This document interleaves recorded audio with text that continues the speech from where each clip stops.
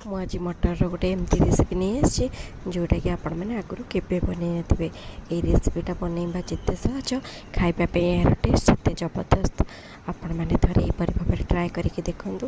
ଦେଖିବେ ଥରେ ବନେଇଲେ ମାନେ ଆପଣ ଏଇ ରେସିପିକି ବାର ବାର ହିଁ ବନେଇବେ।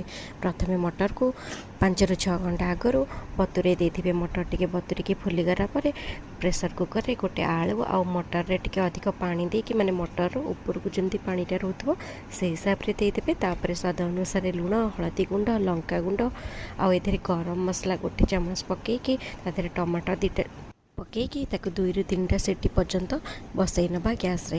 ଏପଟେ ଗ୍ୟାସ୍ରେ ଆଉ ଗୋଟେ କଡ଼େଇରେ ମୁଁ କିଛି ଶୁଖିଲା ଲଙ୍କାକୁ ଆଗେ ଭାଜି ଦେଲା ପରେ, ଶୁଖିଲା ଲଙ୍କା ଟିକେ ଯେତେବେଳେ ହାଲକା ହେଇ ଆସିବ ତା ଉପରେ ଜିରା ଦେଇକି ଜିରାକୁ ବି ଭାଜି ନେଲି। ଜିରାକୁ ଏଠି ବେଶୀ ପଡ଼ିବେନି, ନହେଲେ ପିତା ଲାଗିବ। ହାଲକା ଟିକେ ଫୁଟି ଆସିଲା ବେଳକୁ ଜିରାକୁ କାଢ଼ିକି ଗୁଣ୍ଡ କରି ନେବା। ଏପଟେ ଦେଖନ୍ତୁ ଆମର ମଟର ଆଉ ଆଳୁ ସିଝିଗଲାଣି। ମୁଁ ଟମାଟୋର ଚୋପାଟା କାଢ଼ି ନେଇ ଆସୁଛି ଆଉ ଆଳୁକୁ ବି ଏଠି ବାହାର କରିଦେଉଛି। ଆଳୁ ବାହାର କରିସାରିଲା ପରେ ଟମାଟୋକୁ ଟିକେ ଭଲରେ ଘୋଟି ଦେବା। ଟମାଟୋ ଆଉ ମଟର ଯେମିତି ମିଶିଯିବ।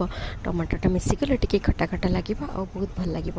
ଦେଖନ୍ତୁ ମୁଁ ଏଠି ପୁରା ଏମିତି ମିଶାଇ ସାରିଲା ପରେ ଅଳ୍ପ ଟିକେ ପାଣି ଆଉ ଆଧିରେ ଦେଇଦେଉଛି। ଆଳୁ ପକାଇବା ନା, ତାପରେ ଦେଖନ୍ତୁ ପାଣି ଦେଇକି ଗୋଳେଇ ସାରିଲା ପରେ ଆଳୁକୁ ମୁଁ ଚକଟି ନେଇଛି। ଆଳୁକୁ ଆଉ ଉପରେ ଦେଇକି ଆଉ 2-3 ଥର ଟିକେ ଭଲରେ ଗୋଳେଇ ଦେବା, ଯେମିତି ଆଳୁ, ମଟର ଆଉ ଟମାଟୋ ସବୁ ଭଲରେ ମିଶିଯିବ। ଏଠି ଦେଖନ୍ତୁ ଆମର ଏଇଠି ପୁରା ମିଶିଯାଇଛି।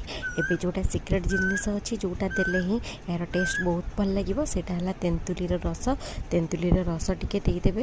ଦେଇକି ଆଉ ଟିକେ ହାଲକା ଗୋଳେଇ ଦେବେ। ତା ଉପରେ ମୁଁ ଗୋଟେ ଛୁଙ୍କ ଦେଇଛି।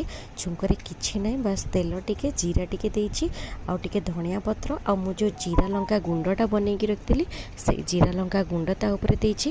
ଦେଇକି ତାକୁ ପକାଇ ସାରିଲା ପରେ ତାକୁ ହାଲକା ଟିକେ ଗୋଳେଇ ନେବା। ମଟରର ଏହି ରେସିପିଟା ଖାଇବା ପାଇଁ ଯେତେ ଟେଷ୍ଟ ଲାଗିବ ନା, ଆପଣ ନ ଖାଇଲେ ଜାଣିପାରିବେନି। ମୁଁ ତ ମଟରରେ ଏଇ ରେସିପି ବନେଇ ସାରିଲା ସାଙ୍ଗେ ସାଙ୍ଗେ ଗରମା ଗରମ ପରଟା ସହିତ ଆକୁ ହିଁ ବାଡ଼ି ଦେଇଥିଲି। ଆଉ ଆମ ଘରେ ସମସ୍ତେ ଖାଇକି ବହୁତ ପସନ୍ଦ କରିଥିଲେ। ଏହାକୁ ଆପଣ ରୁଟି, ଭାତ, ପରଟା, ପିଠା ସବୁଥିରେ ବି ଖାଇପାରିବେ। ଏହାର ଟେଷ୍ଟ ବହୁତ ଭଲ ଲାଗେ। ଆପଣମାନେ ଥରେ ଏହିପରି ଟ୍ରାଏ କରିକି ଦେଖନ୍ତୁ ତ ଏହାର ଟେଷ୍ଟ କିପରି ଲାଗୁଛି। ଯଦି ଆପଣଙ୍କୁ ଭଲ ଲାଗେ ତେବେ ମୋ ଚ୍ୟାନେଲକୁ ନିଶ୍ଚିନ୍ତ ଲାଇକ୍ କରିବେ, ସେୟାର କରିବେ, ସବସ୍କ୍ରାଇବ୍ କରିବେ। ରହୁଛି, ନମସ୍କାର, ଜୟ ଜଗନ୍ନାଥ।